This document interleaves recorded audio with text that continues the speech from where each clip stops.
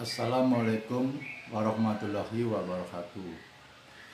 Untuk anak-anakku, pada pagi yang cerah ini, semoga anak-anakku semua yang ada di rumah dalam keadaan sehat walafiat. Untuk anak-anakku, pada pagi hari ini kita akan belajar mengenai kegiatan ekonomi. Kegiatan ekonomi itu merupakan kegiatan yang dilakukan oleh seseorang dalam memenuhi kebutuhannya sehari-hari. Kegiatan ekonomi dikelompokkan menjadi 3, yaitu yang pertama kegiatan produksi, sedangkan yang kedua kegiatan distribusi, yang ketiga yaitu kegiatan konsumsi. Kegiatan produksi. Kegiatan produksi adalah kegiatan menghasilkan atau meningkatkan nilai guna suatu barang dan jasa. Tujuan kegiatan produksi. Tujuan kegiatan produksi adalah menciptakan barang dan jasa yang berguna bagi pemenuhan kebutuhan manusia.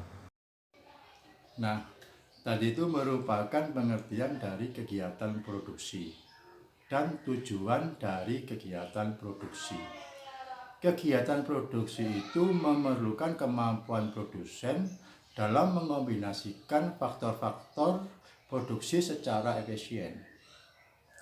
Ditinjau dari segi produsen, kegiatan produksi itu memiliki tujuan untuk mencari keuntungan yang sebesar-besarnya. Melalui kegiatan produksi, nilai guna barang dan jasa akan bertambah. Nilai guna barang dan jasa dapat dikelompokkan sebagai berikut. Nilai guna barang dan jasa dapat dikelompokkan sebagai berikut. 1. Nilai guna dasar, yaitu nilai guna barang akan bertambah jika digunakan sebagai bahan baku produksi. Contohnya, tanah liat memiliki nilai guna lebih jika digunakan sebagai bahan baku pembuatan batu bata. 2. Nilai guna bentuk.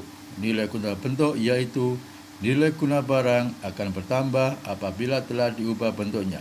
Contohnya, kayu gelondongan diubah bentuknya menjadi kursi atau meja. Kursi atau meja itu tentu lebih bermanfaat. 3. Nilai guna tempat. Nilai guna tempat yaitu bertambahnya nilai guna suatu barang apabila telah berpindah tempat. Contohnya, pasir jika masih berada di sungai tidak banyak bermanfaat. Namun, jika sudah dipindahkan dan dijual sebagai bahan bangunan, maka pasir tersebut memiliki nilai guna. 4. Nilai guna waktu. Nilai guna waktu yaitu nilai guna suatu barang akan bertambah apabila digunakan pada waktu yang tepat. Contohnya, ketupat lebih tinggi nilai gunanya jika disajikan pada saat lebaran, atau contoh lain, terompet memiliki nilai guna lebih tinggi ketika digunakan saat menjelang pergantian tahun.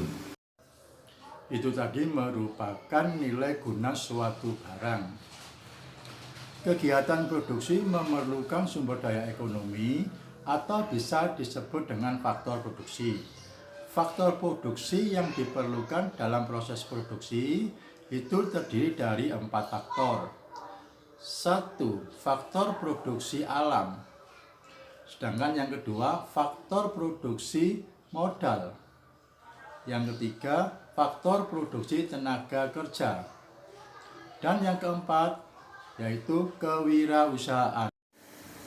Faktor produksi alam. Faktor produksi alam atau sumber daya alam adalah segala sesuatu yang tersedia di alam. Faktor produksi alam disediakan alam sebagai bahan mentah atau bahan baku produksi. Faktor produksi alam terdiri atas tanah, barang tambang, air, iklim, dan tenaga alam. Faktor produksi tenaga kerja. Tenaga kerja adalah sumber daya manusia yang dapat digunakan kemampuannya untuk proses produksi. Berdasarkan kualitasnya, tenaga kerja dikelompokkan sebagai berikut. Tenaga kerja terdidik adalah tenaga kerja yang memiliki keahlian dari hasil pendidikan. Misalnya, guru, dokter, pilot, dan lain-lain. Tenaga kerja terampil atau terlatih adalah tenaga kerja yang mempunyai keahlian dari pengalaman kerjanya. Misalnya, montir, sopir, servis, tukang las, dan lain-lain. Tenaga kerja tak terdidik dan tak terampil adalah tenaga kerja yang tidak membutuhkan pendidikan maupun pengalaman kerja khusus, misalnya tukang sapu, buruh, dan lain-lain. Faktor produksi modal. Faktor produksi modal adalah segala sesuatu yang digunakan untuk memperlancar proses produksi dalam menghasilkan atau menambah nilai guna barang dan jasa. Sumber daya modal dikelompokkan sebagai berikut. 1. Menurut bentuknya. Modal konkret atau nyata adalah modal yang dapat dilihat secara nyata dalam proses produksi. Misalnya, mesin, bahan baku. Modal abstrak atau tidak nyata adalah modal yang tidak dapat dilihat tetapi mempunyai nilai dalam perusahaan. Misalnya, keterampilan dan keahlian.